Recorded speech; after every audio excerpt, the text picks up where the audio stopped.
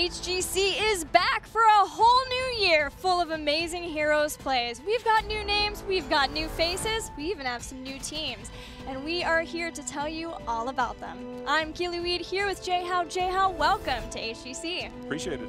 Excited to be here, like beyond excited. I can't believe I get to be a part of this. 2018 shaping up to be a great year.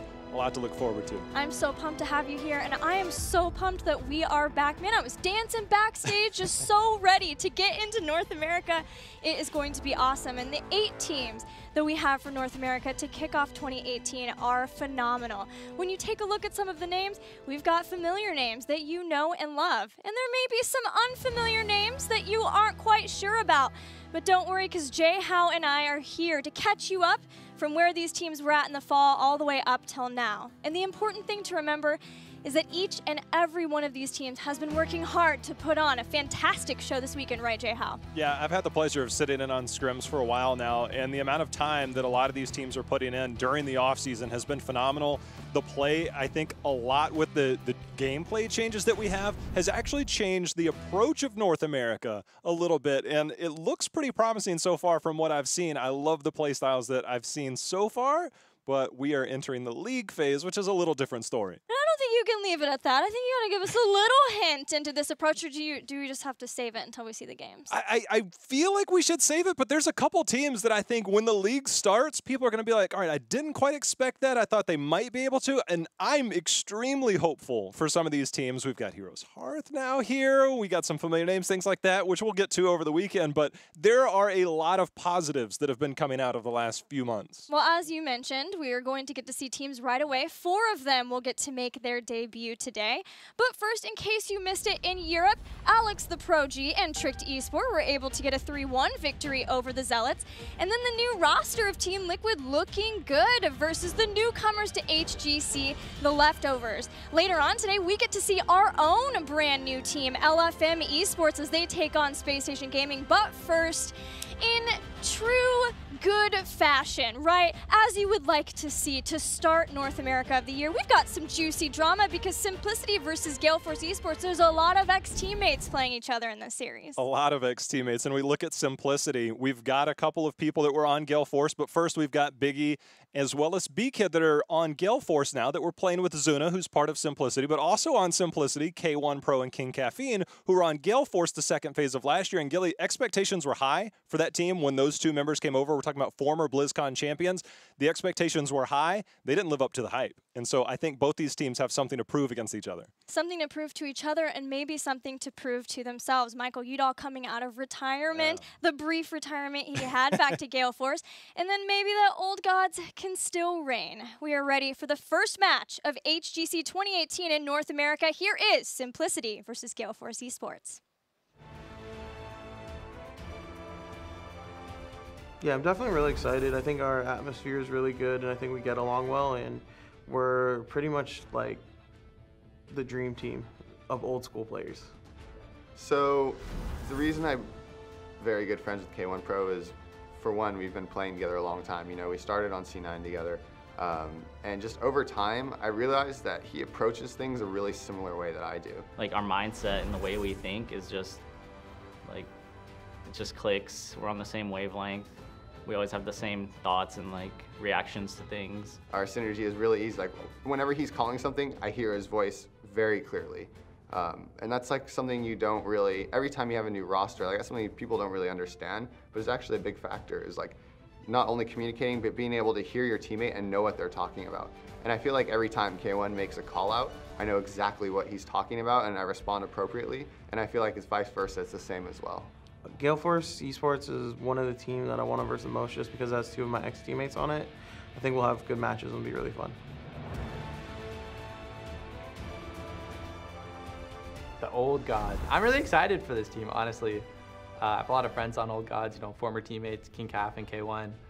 I mean, I think they have a lot of potential. Like, they are the Old Gods for a reason. A year and a half ago, if you saw this roster together, everyone would, best team in NA hands down. That being said, it's a year and a half later. They're all out of their prime, but I mean, I think if they all work really hard, they could be the best team in NA. That being said, they could also be the worst team in NA. I like Michael because he's very vocal, and He's a good shot caller when he's popping off. I think Aka is really strong when he isn't like nervous. I think Fury, I've never played with Fury on a team with Fury before, but I played with everyone else, but I think Fury is pretty solid. Yeah, I wasn't sure if, what to do with the Gale Force jersey in the trash, so just kind of left it there for, you know, a whole year.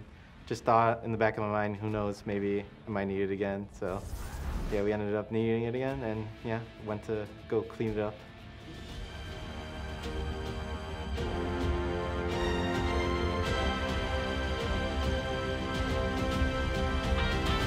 Dust off that jersey, you'll be just fine, Fury. Gale Force Esports, on paper, you look at this roster, and it does seem like it's a roster that's so different from what we've seen before. No more Fan, no more Caf and K1, but actually, it's 4/5 of a very old roster. Kappa Wolves, way back in the day. The only one different being Fury instead of Psalm. J-How, what were your thoughts when you first saw this roster? I first saw this roster, obviously the Fury thing came up and the old jersey, obviously. But, you know, I really dug deep into Fury when he was on Tempo Storm going into BlizzCon last year.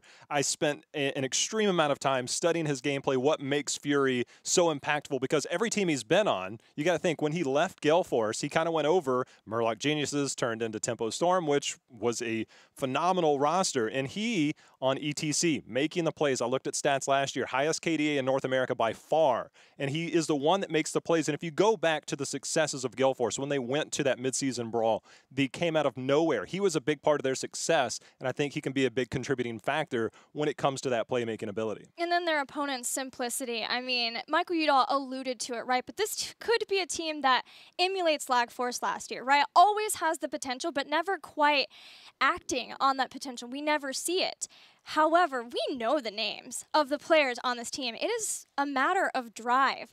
We're going to see these players make plays. Like, Zuna is going to pop off. But if we also can see them work together as a unit, show that they've put in the time together, we're going to see that drive. And honestly, every other team in this league will be scared of them.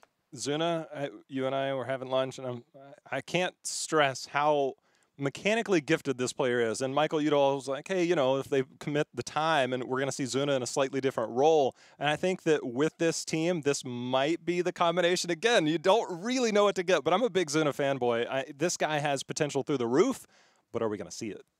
That's the big question. Let's get things going. The Battleground pool of HGC 2018, slightly different and really different for North America because there is noticeably the absence of Warhead Junction. But instead, we get Volskaya Foundry. J-How and I have been super pumped to cast games on that map. We're going to start with bans, though. Bans on Battlefield of Eternity, as well as Braxis Holdout, that being banned away from Gale Force Esports. We know in the past that's been a GFE classic. And Simplicity has chosen to go to Cursed Hollow. Yeah, and you know, it's a safe battleground to kind of kick things off. I mean, it's very neutral. This is kind of the old map that everybody kind of likes to fall back to, get a feeling out process. And so I think it makes sense. And of course, like you said, taking away Braxis from Gale Force, they did some pretty interesting things last year throughout the year. And it's funny we talk about that because when I've been watching Gale Force in scrims, they look different. They look more decisive. They look a little bit less globally, a little bit less, I don't know, awkward at times, and a little bit more decisive. And again, Fury for me is going to be a huge standout for me on, is he target calling? Because he's the one on that front line calling those targets. I've had the pleasure of listening to his comms, you know, at various events, and he is screaming these calls at times, and if he's got the follow-up there, it could look really good. Well, you know, I was talking to Fury, and he said that he is the one starting the fights. He is doing some target calling. And then the main shot calling is still Michael Udall, as we would expect for Gale Force Esports. But shot calling has been something that has plagued Gale Force before. Moments of indecisiveness, of passivity. Mike talked about it last year, trying to make sure that they were always doing something at all times on the map.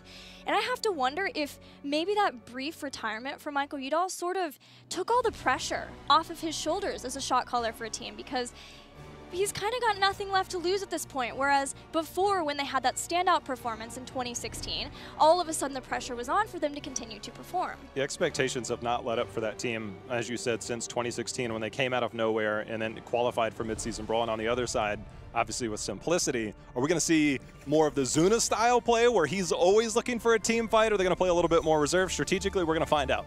Well, Simplicity is the remainder of Superstars from last year, right? And Superstars had two very distinct shot calling periods, depending on who was shot calling. Some more the passive play, don't make mistakes, we're just going to slowly amass a lead, but having trouble if you get behind. But then there was also a hyper aggressive style of play attributed to Erho when he joined up with the team too. And now having Zuna on that roster as well, I would think they're gonna lean toward the more aggressive style. We'll have to see. If you look back to the last time Zuna was at the peak when he was qualifying for the global events, it was when Erho was there.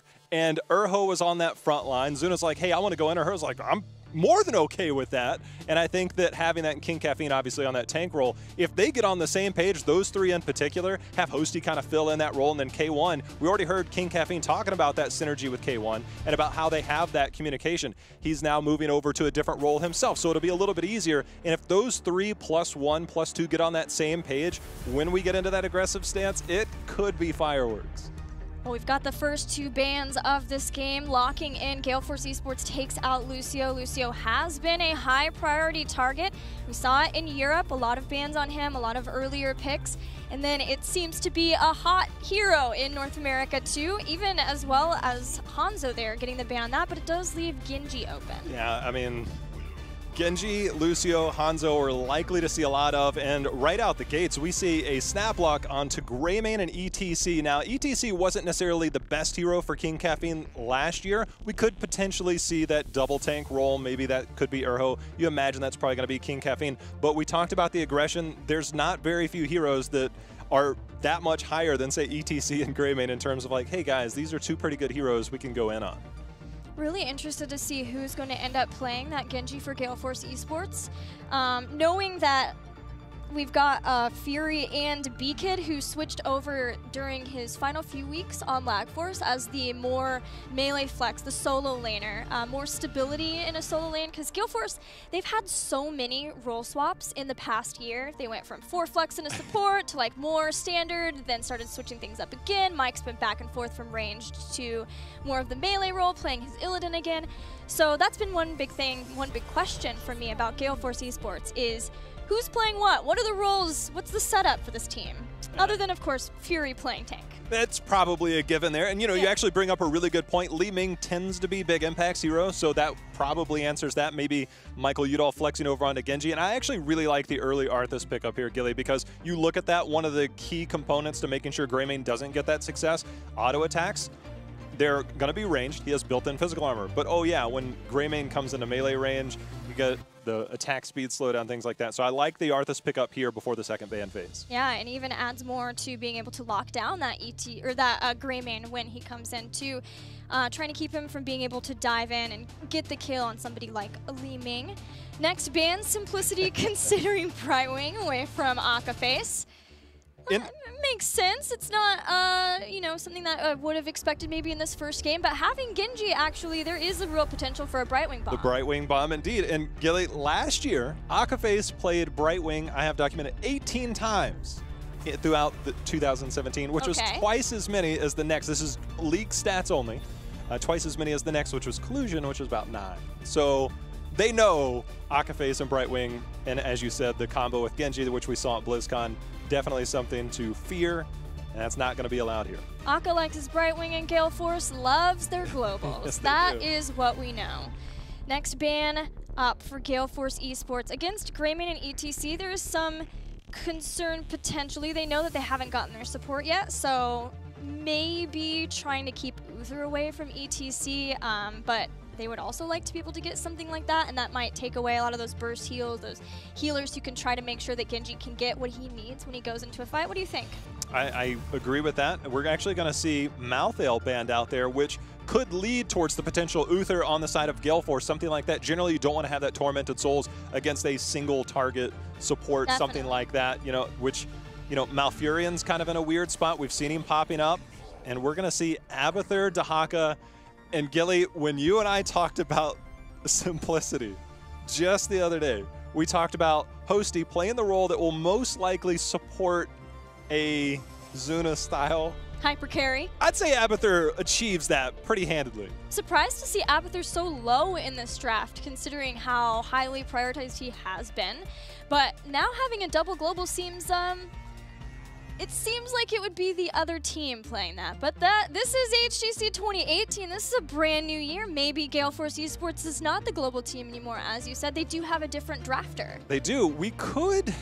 I mean, I really doubt they'd go triple ranged here. I think Genji will be Michael Udall. And when I think about Falstad, you know, it kind of goes hand in hand with both Hosty and Michael Udall. But Gilly, the other stat I want to drop on you here. Last year, Hosty, 106 games. In 59 of those, he played Falstad and then some shielding heroes. Medivh, Tassadar, Zarya. This guy loves to play the global, and he loves to support those around him. We do see the triple range there as Falstad's going to come in, which means B-Kid will likely be on that Genji. Maybe it's... What, B-Kid, his hero pull over the last 6-8 months has been something. He's been working hard on changing that up, right? Knowing that he had to change the roles and adding more heroes in quickly. He's been able to do it for Lag Force. Let's see how this triple ranged-ish goes for Gale Force. Simplicity has their support left at this point. Rhaegar was chosen even over having a Divine Shield for Genji, so if there is the possibility for a Divine Mosh that Simplicity wants, it is there. What else support-wise?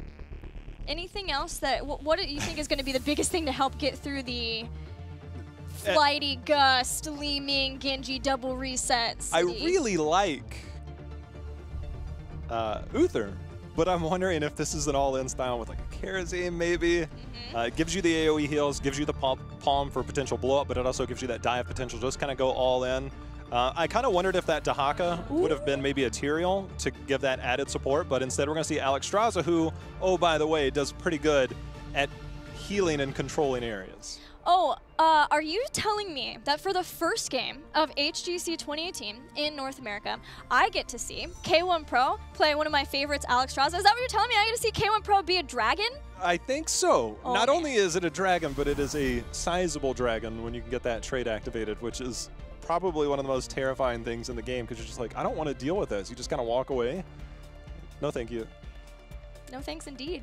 Well, we have Alexstrasza. She is, if we see the same build that we saw earlier from the leftovers, very dependent on making sure that she can keep her health above 75%, making sure that she can get, once she gets level 7 and Life Blossom, keeping those heals, those free heals going, and controlling points with both the dragon, and trying to make sure that she's controlling the area where she pops down abundance so that they can get those big heals. And they do have 2 warriors who can take advantage of that. Yeah, I think we'll see a lot of that when it comes to the early tributes, contesting those. She does it probably as good as anybody, being able to use that dragon form and to just kind of control the area. Has the knockback, has the heals, and we talk about those autos going in for a dive style composition. It complements well to get the autos in as well as healing that front line. I think there's a lot of potential here, but it is very all in. But we talk about controlling those points, stalling those out potentially, Gilly. You also have Abathur, who will be soaking in those other lanes. Can Alexstrasza stay alive through Genji and Li Ming, but especially that Genji and a Falstad flying in behind, pushing her to the team? We find out now. Game 1 is ready between Gale Force Esports and Simplicity.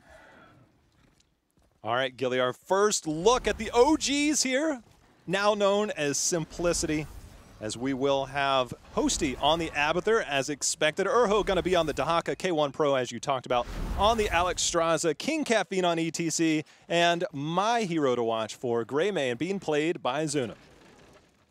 And in the red, Gale Force Esports.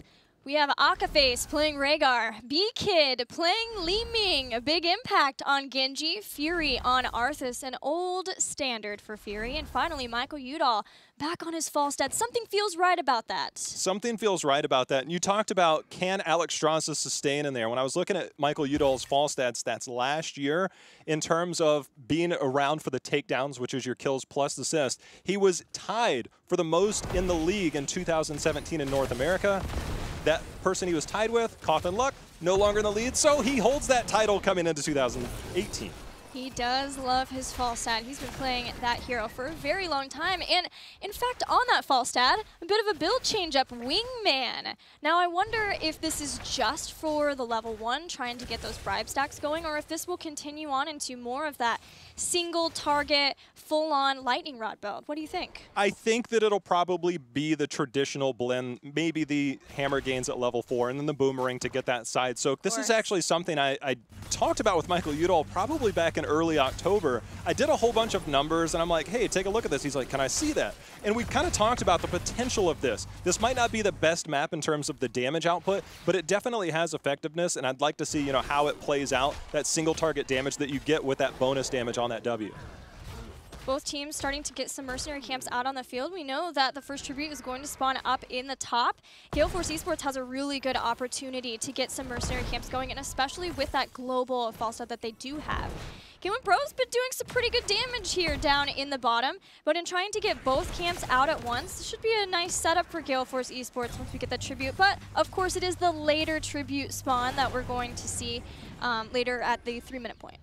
As we can see, Rhaegar no longer has that lightning bomb. It's still pretty good at murking. Siege Giant's a little bit easier nowadays that you can predict that. And there's Biggie coming in. They get the root onto King Caffeine. He's going to slide away. See Akaface being a little bit aggressive there on Rhaegar. That's what you do with Rhaegar.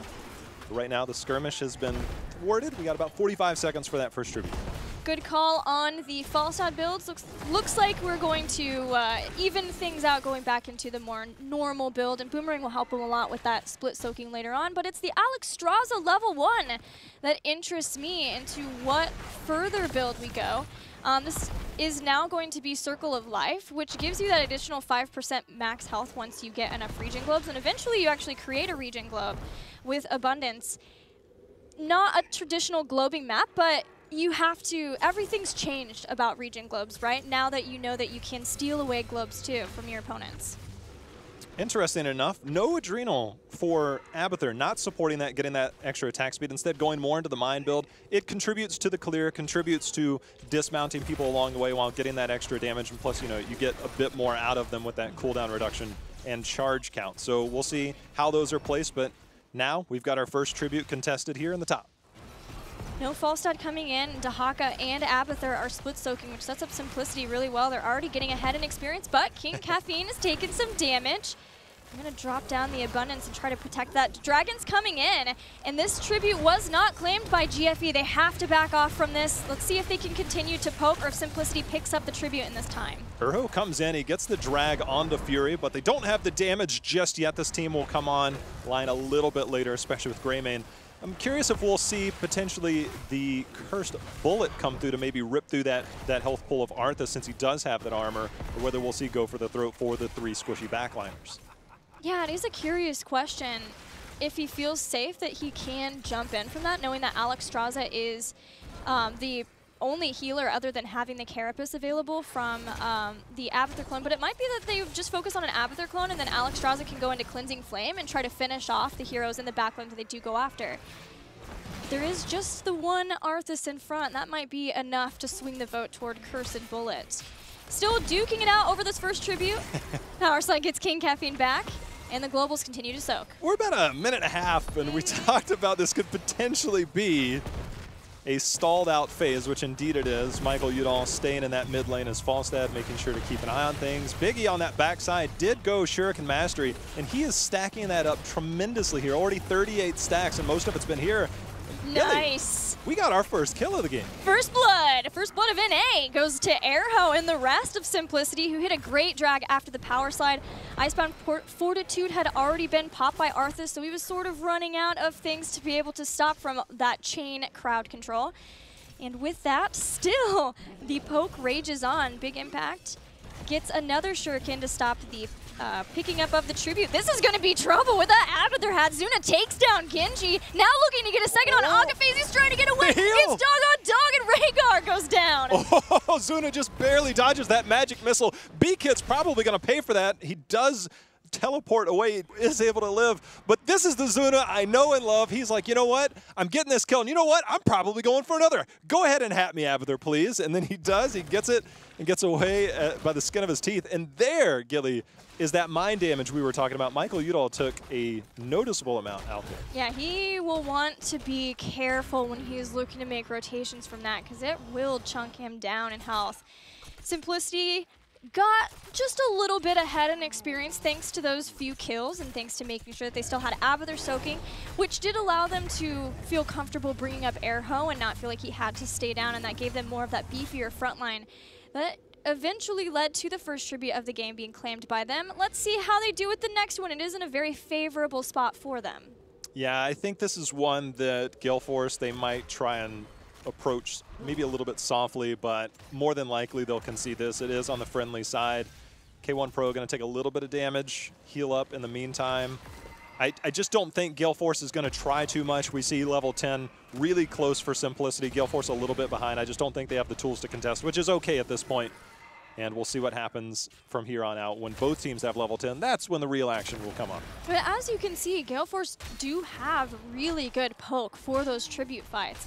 The thing is, though, is trying to poke and make sure that they have false dead soaking is really just trying to mitigate the damage that Abathur does. But maybe if they can get some more out of that wingman, try to get some mercenary camp pressure going just like this, then they will start to come out on top of those fights. They are going to have to fight over this one, though, or else face the wrath of a Simplicity curse barreling down on their structures, as the tribute's going to be spawning in 20 seconds. It'll be here soon. King Caffeine waited just a little bit to decide on his heroic, ends up going stage dive. We talk about the force on the other side of Li Ming. You have the Mighty Gust, you have potential cleanse. So a lot of tools to kind of deal with that. Stage dive is going to be there, but that does tend to lean towards being able to get on that backline, to chase down the Rhaegar, to get on those squishies on the backside. We've got a fight about to break out right now. Yeah, Fury was trying to get onto the Abundance Point to push off Simplicity, but now Simplicity are doing a whole lot of damage to Fury, who is forced to get the Ancestral Healing to start the fight. Zuna is fairly low and used Go for the Throat before this fight, so he doesn't have that at his disposal.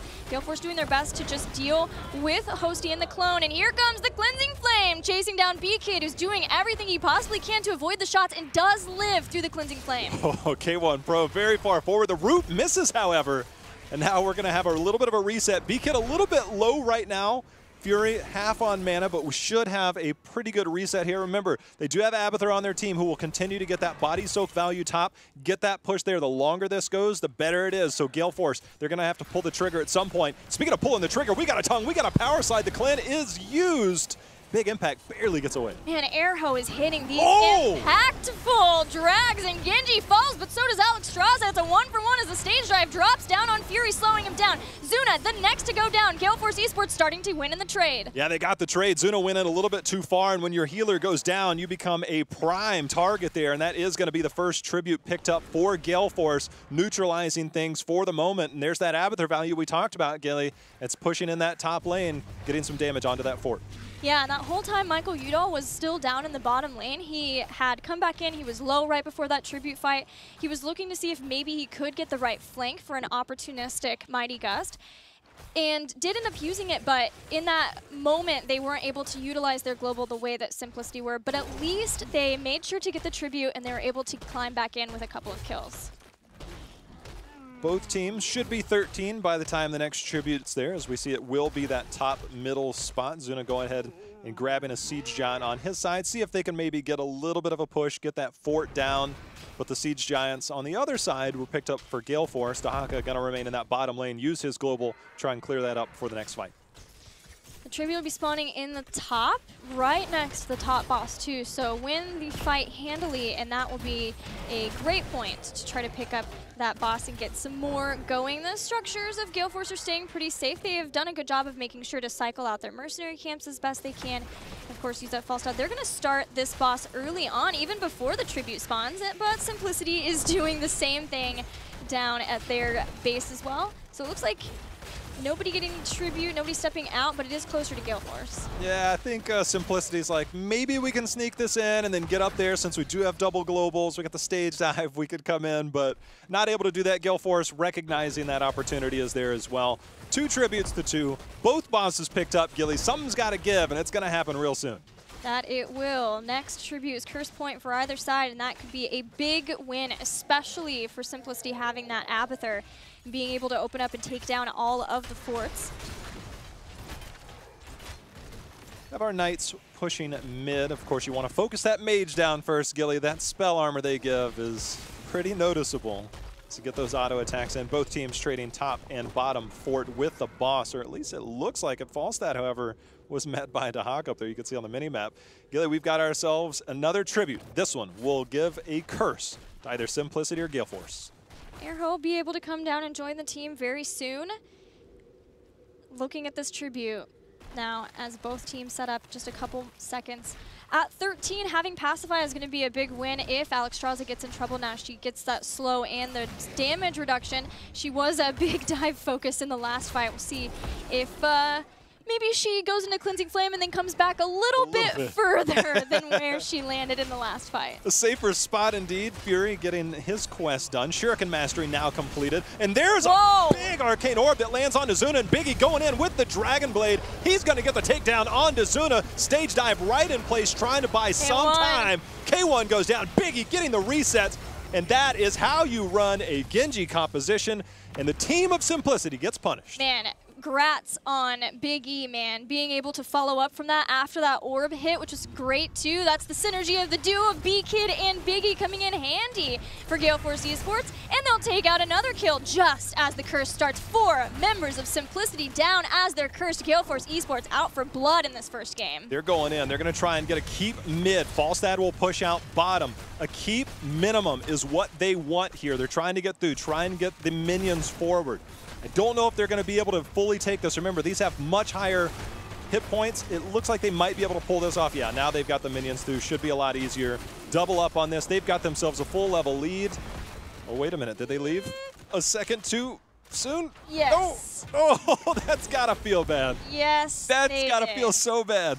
Not wanting to sacrifice someone, maybe thinking that there are enough minions there to be able to take it out, maybe not taking into account how much damage would be soaked by the symbiote. And Carapace of Abathur, they're going to cautiously step forward, using that poke again that we knew that they had. We'd seen them use at the tribute points. Li Ming's hoping for it. ETC doing his best. Calf just trying to soak up every single shot that he can. Fury taking a bit of damage. He's got a slow walk out of there. There's the poke over. That's what Genji can do with that high mobility. No lag this time, as Gale Force is able to take down that keep that they probably should have gotten about 30 seconds ago, but that's okay. They get it in the end. They've got themselves a full level lead. It wasn't a boss lane, however, though, Gilly, which is kind of a little bit more important, but it does give you that mid lane pressure, which gives you vision over that middle lane to be able to see rotations and things like that. And sometimes that's more beneficial to you in the long run. Yeah, and a short route to the core should you win a fight as handily as they did in the last fight. Simplicity's base is in tatters at this point. They didn't have Mule to heal up any damage that they took, and they were really in structural control up to that curse. But that is how hard it hits when you lose that many players on your team at the same time as a curse comes in. Hello, Urho. Goodbye, Urho. They were trying to get, this is where Gale Force, when we know them in the past, sometimes, Gilly, their late game decisions are what comes back and haunts them. Right now, Simplicity is still very much in this. 20 is nowhere near. They have 2 tributes to their name, which means they are very close to a curse. The bosses, of course, are still going to be moments away, so Simplicity could easily get a pick and then get a curse and be right back in this, and then we've got ourselves a little bit of a reset. So what does Gale Force do now? They went for the pick aggressively. They realized that Simplicity not able to do anything, so at least they're making these decisions. They're looking for picks. They're being active, and this is something that I really like to see from Gale Force. This is a much better change that I'm seeing from their team last year. Yeah, it's something that you had noted that we would probably see from Gale Force Esports, and it is very awesome to see from this lineup. Checking out, trying to clear out mines around where that next tribute is going to spawn in 30 seconds. Also making sure to get the bruisers, and Gale Force can start to cycle in. This is a scary point for Gale Force. They're going to have to try to funnel through, but they, again, have some good poke. We'll see if they want to set up maybe Genji on the bottom again and then Li Ming on the top as they did before, or if they want to stick together so they make sure that they don't get separated. But getting into a good poke position is key right now. Fury does take some damage. Takes a bit. They used a handful of resources. No heroics out to try and get that takedown. Remember, both bosses are up now.